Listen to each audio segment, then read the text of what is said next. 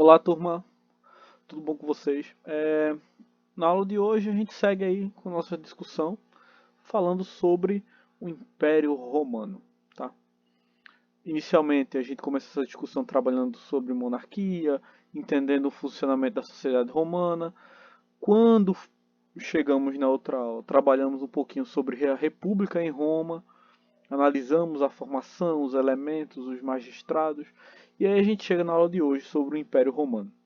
É, eu queria só deixar algumas coisas bem claras aqui, tá?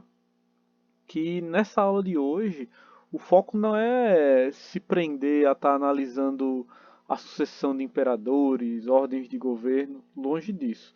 Aqui, né, nesse momento, vamos parar para analisar alguns outros elementos que vão estar fazendo parte da história de Roma e que vão chegar até nós também, como língua, religião, questões, como posso colocar para vocês aqui, administrativas, enfim, são debates bem gerais, tá?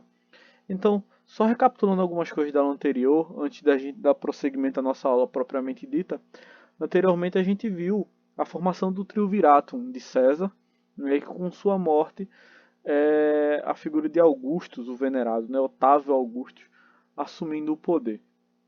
Isso se estende na história de Roma, a gente vai ter uma série de imperadores.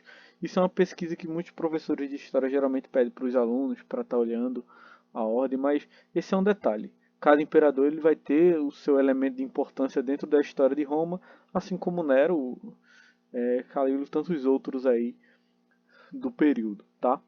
Essa imagem que vocês estão vendo, esse mapa, essa representação seria a extensão máxima aí de Roma. Como vocês podem ver, territórios até na Britânia. Algumas dessas áreas não necessariamente pertenceram ao Império Romano, mas eram regiões de grande influência, tá? E como vocês podem ver, uma particularidade muito central, tá? Roma, ela se desenvolveu ao redor do Mar Mediterrâneo.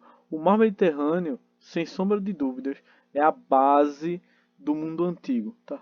Vai ser o período, ou vai ser o momento da história, ou melhor, vai ser o local na história onde nós vamos ter a maior circulação de povos, de culturas. A comunicação é intensa nessa região. Então, nesse período aí, nós vamos ter aí o ápice, por assim dizer, mesmo ou melhor, nessa região a gente vai ter o ápice do envolvimento cultural. Vários povos vão estar se relacionando nesse espaço, tá? Trocando informação, cultura, língua, escrita, enfim, vários outros elementos. Tanto que é possível encontrar ao longo da história documentos egípcios em papiro em regiões da antiga Grécia ou Itália, porque a comunicação era possível. Mas seguindo com a discussão, tá? Que o nosso peso está aí.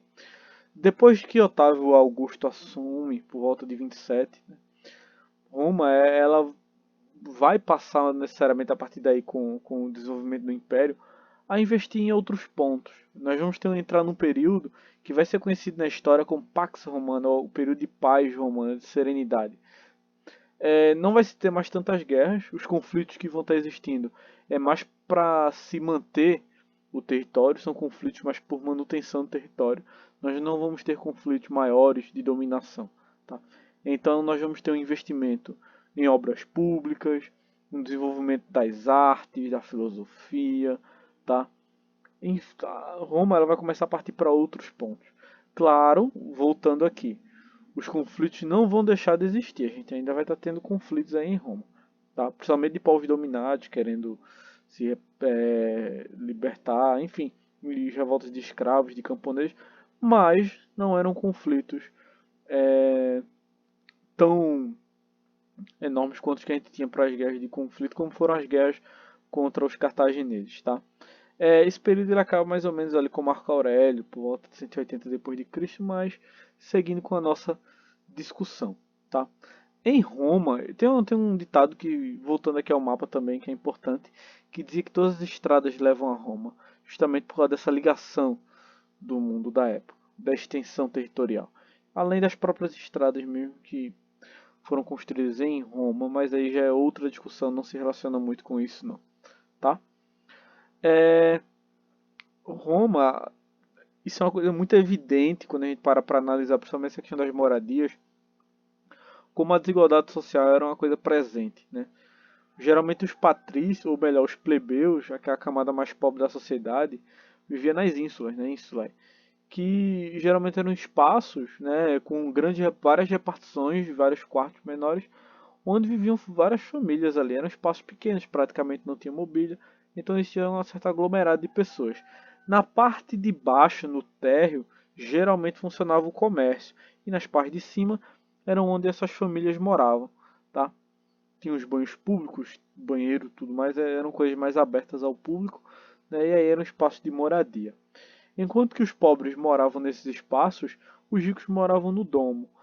O domo ele era dividido por dois pátios maiores, o átrio e o peristilo, né, que serviam tanto para ventilar mesmo, quanto por uma questão de iluminação, tá? Mas além disso, o domus era um espaço que você tinha um conforto maior, tá? Geralmente pertencente a uma única família patrícia.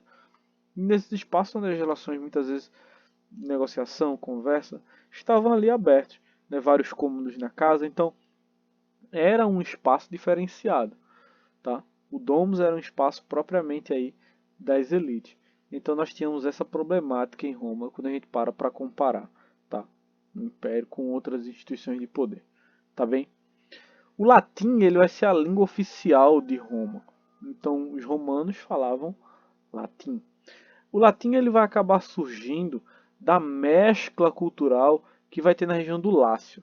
Se vocês analisarem o mapa novamente e analisarem mapas antigos de outras aulas nossas, vocês vão ver que essa região ali onde está a Itália, ela acabou sendo uma região de intensa efervescência cultural com o contato de outros povos que habitaram essa região, tá? Tanto cartagineses, como eu já falei, quanto povos gregos, os próprios etruscos e tantos outros. Dessa quantidade de línguas existentes, nós vamos estar percebendo o desenvolvimento do latim. Agora, claro, né, o, o Império Romano ele vai se expandir para diversas outras regiões. Consequentemente, o latim, que é a língua oficial do Império, a partir do século II, se não estiver enganado, depois de Cristo, essa língua ela acaba indo para outros espaços, ela acaba se expandindo para outros lugares. Então ela não fica restrita apenas àquela região.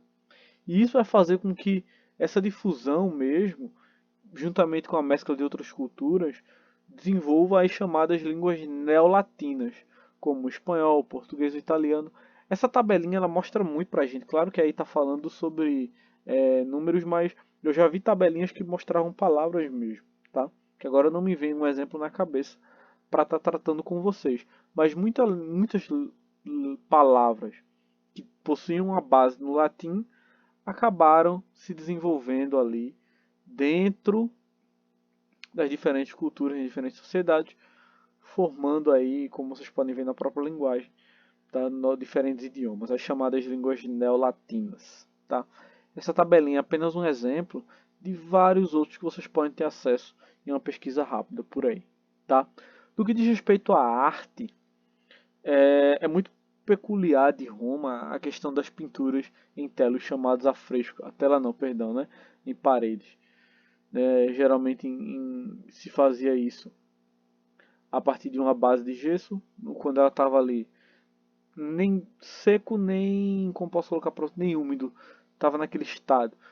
Era pintado, isso quando o gesso terminava de secar, ficava bem preso ali na pintura, chamados afrescos que duravam por décadas, séculos, milênios e ainda estão por aí. Tá. Geralmente retratando ações do cotidiano, a mesma coisa no que diz respeito às esculturas, né, representando pessoas. Alguns pesquisadores dizem que essas estátuas, essas artes, como posso colocar para vocês aqui, esses elementos arquitetônicos, esculturas e tudo mais, possuíam uma coloração, mas com o passar do tempo isso foi sendo desgastado. Né? Isso são bases aí de algumas pesquisas. Além da própria arquitetura, por sinal que recebe desde o período etrusco muitos arcos, colunas, uma peculiaridade muitas vezes herdada até pelo contato com os gregos. Tá? Outra peculiaridade do período imperial de Roma é a chamada política do pão e circo. Tá? Vamos tentar logo entender melhor do que se trata essa política do pão e circo. Entendam que dentro de um período de crise em Roma, esse foi um dos caminhos encontrados dentro da lógica, tá?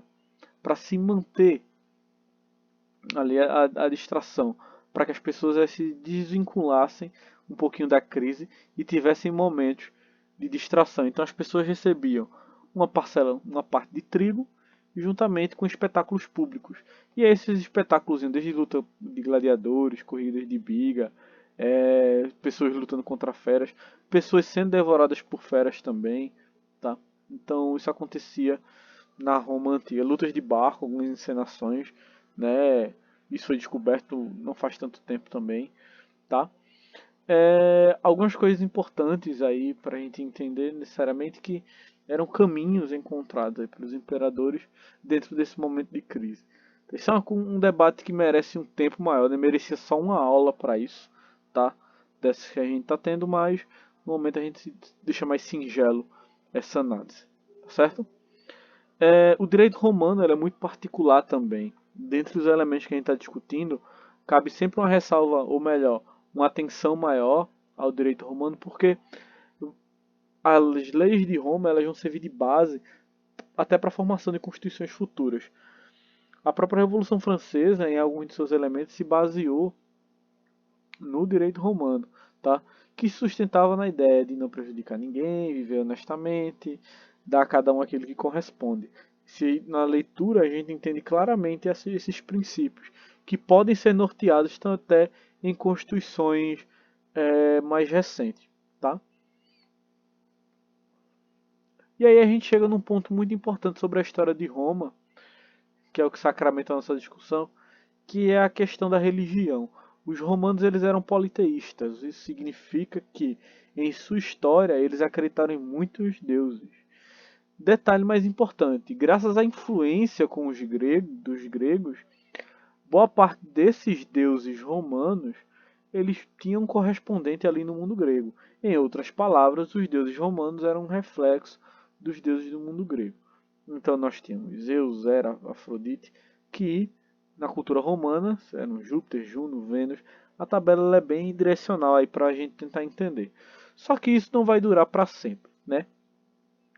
A gente começa a perceber com o desenvolvimento do cristianismo que muitas pessoas mais pobres elas começam a atender a isso. E aí começa a gerar um problema, porque as pessoas não adoravam mais o imperador. Então muitas dessas pessoas foram castigadas, perseguidas, mortas, por seguirem uma doutrina de pensamento que fugia da adoração ao império.